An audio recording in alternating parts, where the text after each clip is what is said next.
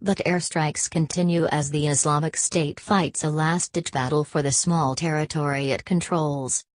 Mosul, Iraq. Iraq's prime minister entered the city of Mosul on Sunday to declare victory in the 9-month battle for control of the Islamic State's former stronghold.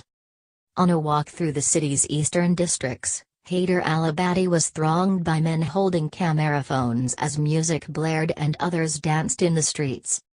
"The world did not imagine that Iraqis could eliminate Daesh," he said, using the Arabic acronym for the Islamic State. "This is all a result of the sacrifices of the heroic fighters who impressed the world with their courage." But in a sign of how tenaciously the Islamic State has fought, even as Abadi was touring the town, the sound of airstrikes echoed through the skies and smoke rose from the last pocket of territory the militants control, thought to be no more than 200 yards long and 50 yards wide. The confusion of that moment came as a reminder that even though a complete victory now seems assured, it has come at a tremendous price. On a walk through its oldest quarters Sunday, the stench of bodies filled the air.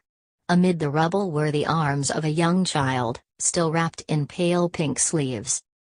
As he toured the city, Abadi met commanders in West Mosul who led the battle but did not make a formal speech declaring the city free of militants, though one had been expected. The battle drawing to a close was the toughest yet in the Islamic State war, one that lasted far longer than anticipated.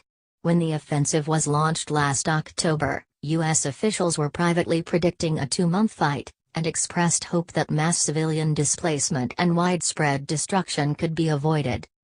Instead, the fight lasted for 9 months, longer than the siege of Stalingrad and longer than the final Allied push into Germany in World War II. It has cost thousands of lives, uprooted hundreds of thousands of people and shattered vast stretches of the city. And the declaration of victory does not end the war.